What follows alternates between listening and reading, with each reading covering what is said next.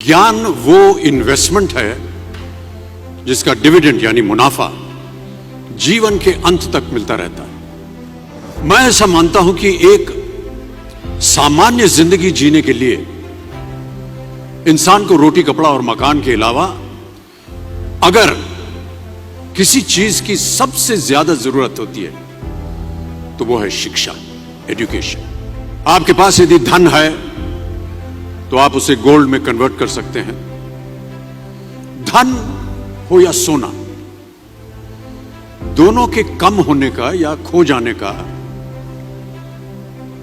डर हो सकता है, पर यही धन को अगर हम नॉलेज में कन्वर्ट करते हैं तो वो कभी कम नहीं होगा और ना ही उसकी चोरी हो सकती है। देखिए, जीवन में मुझे बहुत सी बातों ने प्रभावित किया है। मेरे ये अनुभव सुनने में शायद साधारण लगे, पर इनमें छिपा सार असाधारण है, अनमोल है।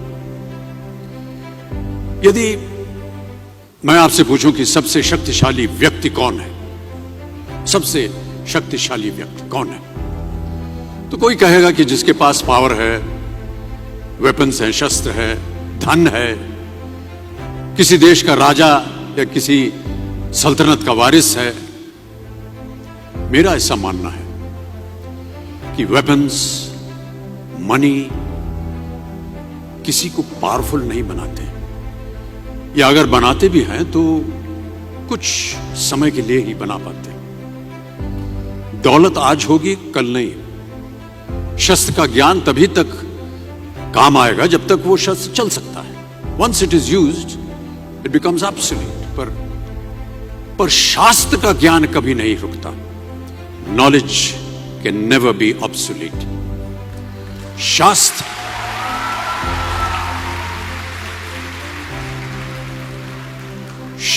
ज्ञान शस्त्र ज्ञान से ज्यादा असरदार, प्रभावशाली और शक्तिशाली होता है।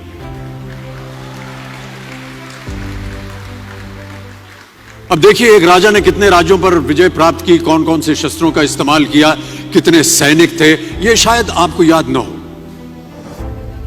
पर जीरो की खोज किसने की,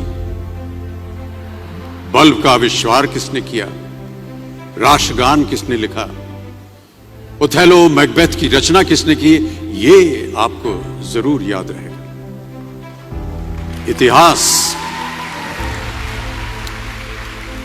इतिहास गवाह है कि एक राजा अपनी शक्ति के बल पर केवल वहीं तक पूजा जाता है जहां तक उसका साम्राज्य फैला होता है।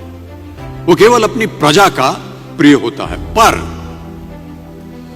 अपने ज्ञान की कीर्ति फैलाने वाले Albert Einstein, William Shakespeare, Rabindranath Tagore सिर्फ अपनी जन्मभूमि में ही नहीं बल्कि पूरे विश्व में पूजे जाते हैं।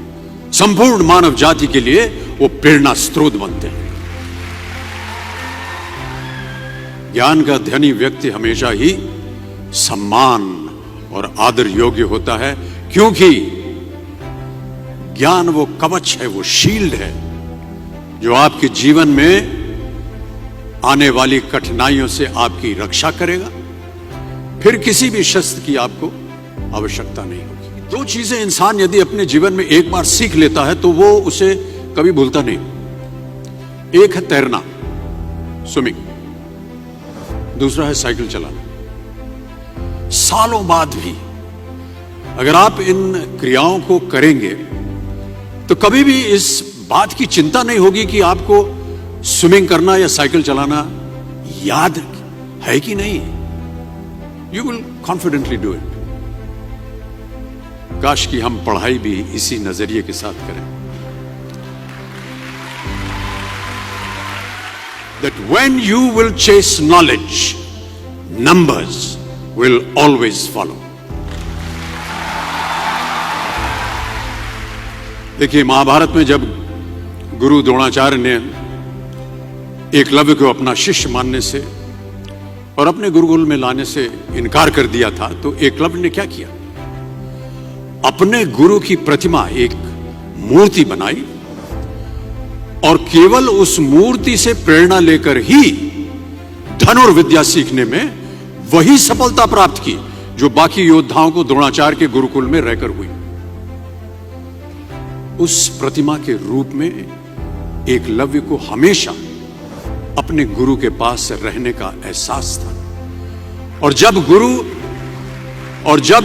गुरु साथ में हो तो सफलता हासिल करने से आपको कोई भी नहीं रोक सकता है।